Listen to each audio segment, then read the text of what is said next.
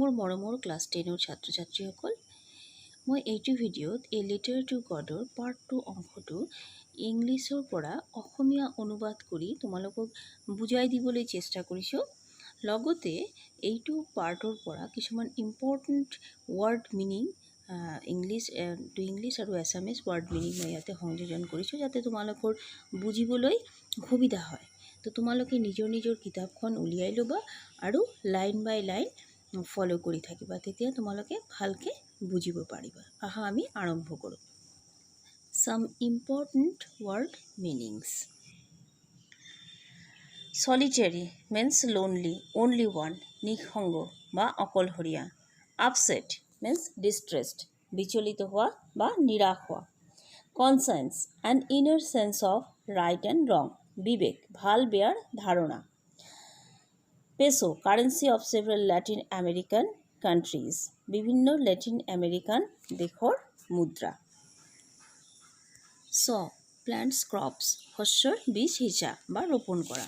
হাৰ্টিলি, with full heart, willingly মানে মন খোলা।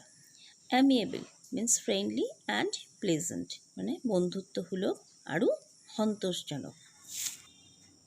Tapping means striking lightly and repeatedly বারে বারে মৃদু আঘাত করা। কোরেসপন্ডেন্স মিন্স কমিউনিকেশন যোগাযোগ স্থাপন করা। ইভিডেন্ট মিন্স অবভিয়াস বা ক্লিয়ার। গুডউইল কনসার্ন সদিচ্ছা। রিজলিউশন মিন্স ডিসিশন বা সিদ্ধান্ত। Ox of a man means a very strong man or hardworking person কঠোর পরিশ্রমী মানুষ। এনভেলপ মিন্স র্যাপার বা খাম। কমেন্টেড মিন্স রিমার্কড মানে মন্তব্য করেছিল।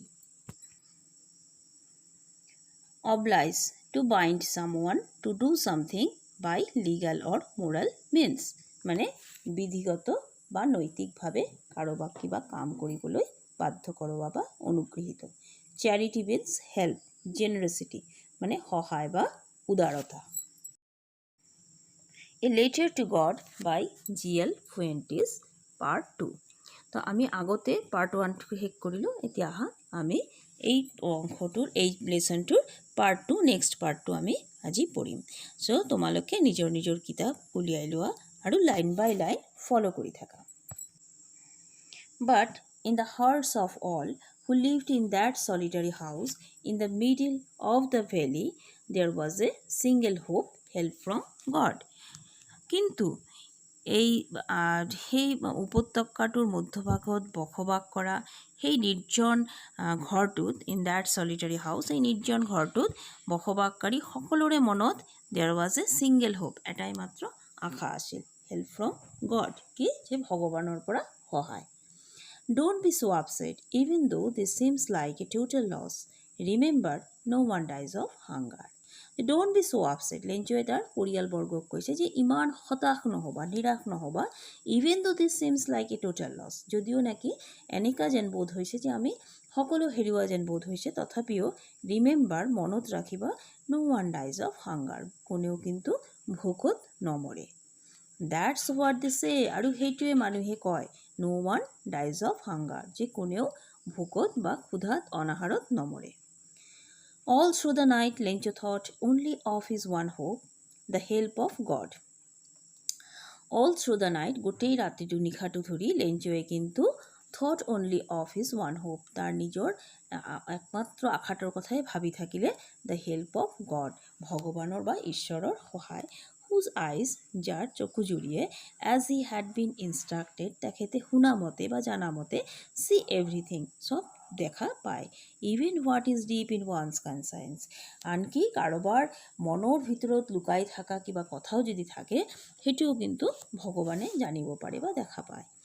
লেঞ্চু was an ox of a man, working like an animal in the fields, but still he knew how to ride. লেঞ্চুৱে কি আছিল? এজন অক্স অফ এ মেন মানে মানুহ বলদ, ডেট মিনছ যোনে নেকি খুব কঠোৰ পৰিশ্ৰম কৰিব পাৰে, তেনেকুৱা এজন মানুহ, খুব কঠোৰ পৰিশ্ৰমী এজন ফাৰ্মাৰ আছিল। Working like an animal in the fields, যোনে নেকি নিজৰ খেতি পথাৰত একদম জন্তুৰ দৰে কাম কৰিছিল। বাট ষ্টিল কিন্তু তথাপিও হি নিউ, জানিছিল হাউ টু ৰাইট, কিদৰে লিখিব লাগে। দ্য ফলোৱিং ছানডে পিছৰ ছানডেত পিছৰ দেওবাৰেত এট ডেইব্ৰেক মানে একদম ৰাতিপুৱা মানে কাহিলি পুৱাত he began to write a letter সি এখন চিঠি লিখিবলৈ আৰম্ভ কৰিলে হুইচ হি হিমছেল্ফ যিটো নেকি সি নিজেই would carry to town and place it in the mail যেই চিঠিখন নেকি সি নিজেই চহৰলৈ লৈ যাব আৰু ডাকত দিব it was nothing less than a letter to God আৰু এইখন কিন্তু ভগৱানলৈ লিখা এখন চিঠিৰ বাহিৰে বেলেগ একো নাছিল গড হি ৰোট হে ঈশ্বৰ সি লিখিলে চিঠিখন আৰম্ভণিতে সি ভগৱানক সম্বোধন কৰি পেলাই লিখিলে if you don't help me যদি তুমি মোক সহায় নকৰা my family and I will go hungry this year এইটো বছৰত মই আৰু মোৰ পৰিয়ালবৰ্গই মোৰ ফেমিলিয়ে কি কৰিব ভোকত থাকিব লাগিব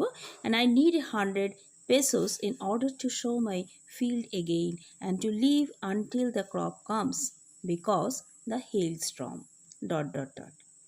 তো কৈছে যদি তুমি মোক সহায় নকৰা তেনেহ'লে কিন্তু মোক এইটো বছৰত ভোকত থাকিব লাগিব আৰু আই নিড 100 pesos আৰু মোক 100 পেছ'ছৰ দৰকাৰ in order to show' my field again মোৰ শস্য ক্ষেত্ৰখন পুনৰ ৰোপণ কৰাৰ কাৰণে এণ্ড টু লিভ আৰু জীয়াই থাকিবলৈ আনটিল দ্য ক্ৰপ কামছ যিমান দেৰিলৈকে নেকি মোৰ এই শস্য পথাৰখন ৰেডি হৈ নাযায় হাৰ্ভেষ্টিঙৰ কাৰণে বা শস্য উৎপাদিত হৈ নাযায় সেই সময়খিনিলৈকে মই জীয়াই থকাৰ কাৰণে মোক 100 পেছ'ছৰ দৰকাৰ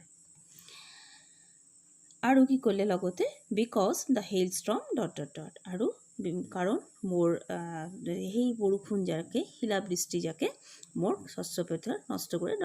এনেকৈ তাৰ নিজৰ ষ্টৰিটো সি লিখিলে he wrote to God on the envelope আৰু ওপৰত সি এনভেলপত খামৰ ওপৰত টু গড বুলি এড্ৰেছটো লিখিলে put the letter inside and still travelled went to town আৰু সেই চিঠিখন ইনচাৰ্ট কৰি দিলে সেই লিফাফাটোৰ ভিতৰত ভৰাই দিলে আৰু তাৰপিছত টাউনলৈ গুচি গ'ল এট দ্য পোষ্ট অফিচত গৈ পেলাই he placed a stamp on the letter and dropped it into the mail box আৰু পোষ্ট অফিচত গৈ পেলাই সি এখন টিকট লগালে সেই খামটোৰ ওপৰত আৰু সেইটো মেইল বক্সত ড্ৰপ কৰি দিলে ডাক বাক্সত এইটো পোষ্ট কৰি দিলে one of the employees who was a postman and also helped at the post office went to his boss laughing heartily and showed him the letter to God আৰু সেই পোষ্ট অফিচৰ এজন কৰ্মচাৰী সব কৰ্মচাৰীৰ মাজতে এজন কৰ্মচাৰী হু ৱাজ এ পোষ্টমেন যোনে নাজি এজন ডাকিয়াল আছিল and also' helped at the post office আৰু পোষ্ট অফিচৰ বিভিন্ন কামত সহায় কৰিছিল ৱেন টু হিজ বছ লাফিং হাৰ্টিলি খুব জোৰে জোৰে একদম মন খোৰা হাঁহি মাৰি তাৰ বছৰ ওচৰত গ'ল and showed him the letter to God আৰু তেখেতক সেই লেটাৰ টু গড চিঠিখন দেখুৱালে Never in his career as a postman had he known that address. কিন্তু তেওঁৰ ডাকিয়াল জীৱনত মানে তেওঁৰ চাকৰি জীৱনত তেওঁ কিন্তু এনেকুৱা এটা এড্ৰেছৰ বিষয়ে জনা নাছিল মানে ভগৱানৰ এড্ৰেছটো তেখেতৰ জনা নাছিল The postman, a fat, amiable fellow, also broke out laughing.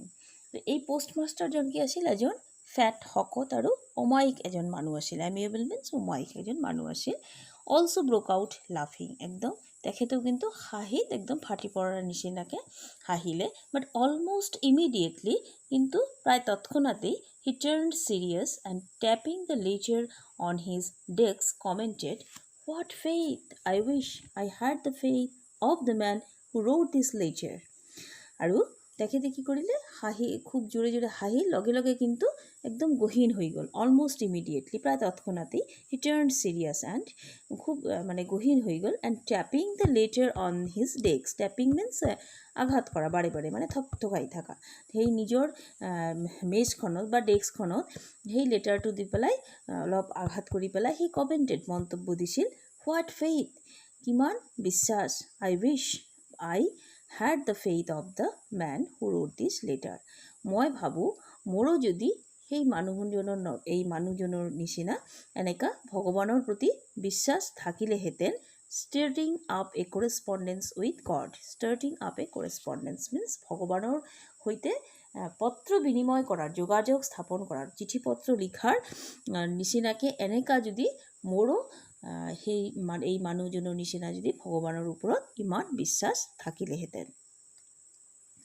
So, in order not to shake the writer's faith in God, the postmaster came up with an idea. তো এই মানুহজনৰ বিশ্বাসটো যাতে নাকি অটল থাকে আৰু সেইটো যাতে নষ্ট নহয়, not to shake the writers faith in god, ভগৱানৰ ওপৰত যাতে তেখেতৰ বিশ্বাসটো নষ্ট নহয়, সেইকাৰণে কি কৰিলে, the post master came up with an idea, এটা বুদ্ধি উলিয়ালে, এটা উপায় বিচাৰি উলিয়ালে. এনচাৰ দ্য লেটাৰ, তেখেতে সেই চিঠিখনৰ এনচাৰ দিবলৈ ভাবিলে যে এনচাৰ দিয়া যাওক চিঠিখনৰ. বাট when he opened it, কিন্তু যেতিয়া তেখেতে সেই চিঠিখন খুলিলে, অ'পেন কৰিলে, ইট ৱাজ ইভিডেণ্ট, এইটো স্পষ্ট হৈ পৰিল, ডেট যে টু এনচাৰ ইট, আৰু এই চিঠিখনৰ এনচাৰ দিবলৈ হ'লে he needed something more than goodwill, ink and paper. এই চিঠিখনৰ এনচাৰ দিবলৈ হ'লে তেওঁৰ সদিচ্ছা মানে গুডউইল, ইংক মানে কালি বা পেন এণ্ড পেপাৰ মানে কাগজ কলম বা তেখেতৰ সদিচ্ছাৰ উপৰিও কিন্তু তেখেতৰ বেলেগ কিবা প্ৰয়োজনো আছে. But he struck to his resolution, কিন্তু তেখেতে নিজৰ ৰিজলিউশ্যনত কিন্তু অটুট থাকিলে, নিজৰ সিদ্ধান্তত অটল থাকিলে. He asked for money from his employees, তেখেতৰ নিজৰ কিছুমান এমপ্লয়িজৰ পৰা, তেখেতৰ যিবিলাক এমপ্লয়িজ আছিল, সেই পোষ্ট অফিচৰ যিবিলাক কৰ্মচাৰী আছিল, সিহঁতৰ পৰা তেখেতে অলপ সহায় বিচাৰিলে. He himself gave a part of his salary, সি নিজে কি কৰিলে, gave part of his salary, নিজৰ চেলাৰীৰ পৰা, দৰমহাৰ পৰা এটা অংশ দিলে. And several friends of his were obliged to give something for an act of charity, আৰু তেখেতৰ বন্ধুবৰ্গৰ পৰাও কিন্তু as an act of charity, বন্ধুবৰ্গই কিন্তু একটা ভাল কাম কৰাৰ নিচিনাকৈ, যেনেকৈ দান কৰাটো ভাল, এইটো চিন্তা কৰি পেলাই তাৰ বন্ধু বান্ধৱে কিন্তু তেখেতক সহায় কৰিলে. It was impossible for him to gather together the 100 pesos, so he was able to send the farmer only a little more than half. সেই পোষ্টমাষ্টাৰজনৰ কাৰণে কিন্তু এতিয়া 100 পেছছটো কালেক্ট কৰা অসম্ভৱ হৈ পৰিছিল, আৰু সেইকাৰণে he was able to send the farmer, তেখেতে সেই ফাৰ্মাৰজনক, ডেট মিনছ লেঞ্চক, কিমান পঠিয়াবলৈ সক্ষম হ'লে, অনলি এ লিটিল মোৰ দেন হাফ, মানে হাফতকৈ 50তকৈ বেছি, কিন্তু 100তকৈ কম, হাফ মানে 1/3 এনেকুৱা সি পঠিয়াবলৈ সক্ষম হৈছিল. He put the money in an envelope, তেখেতে কি কৰিলে, সেই মানিখিনি, কালেক্টেড মানিখিনি এটা এনভেলপত মানে খামত ভৰালে, আৰু address to Lencho and with it, আৰু ওপৰত সেই খামৰ ওপৰত, লিফাফাটোৰ ওপৰত লেঞ্চোৰ এড্ৰেছ লিখিলে, এণ্ড উইথ ইট, আৰু তাৰ লগতে a letter containing only a single word as a signature God, আৰু তাৰ লগতে এখন চিঠি ভৰাই দিলে তাতে, আৰু সেই চিঠিখনত অকল এটাই ৱৰ্ড লিখা আছিল, এটাই শব্দ তাতে এজ এ ছিগনেচাৰ শব্দ এটা লিখা আছিল সাক্ষৰ হিচাপে, সেইটোকে গড, সেইখিনি লিখি পেলাই সেই চিঠিটো, সেইখন ভৰাই লেঞ্চলৈ তেখেতে পঠিয়াই দিছিল. তোমালোকে এতিয়া লাইন বাই লাইন এক্সপ্লেনেশ্যনটো বুজি পালা. এতিয়া তোমালোকে ঘৰতে টেক্সট বুক কিতাপখন পঢ়ি থাকিবা, চেপ্টাৰ যিটো ছেকেণ্ড পাৰ্ট আমি আজি কৰিলোঁ, সেইখিনি তোমালোকে ভালকৈ কৰিবা. লগতে যিটো নেকি ফাৰ্ষ্ট পাৰ্টৰ তোমালোকৰ দিয়া আছিল আগতে, সেইখিনিও পঢ়িবা, বা ৱৰ্ড মিনিংকেইটা ঘৰতে লিখি থাকিবা, প্ৰেক্টিছ কৰি থাকিবা. এতিয়া স্কুল বন্ধ, তো তোমালোকে বহুত সময় পাইছা, তো ভালকৈ ঘৰত পঢ়িবা, আৰু বাহিৰত বেছি নোলাবা, সাৱধানত থাকিবা.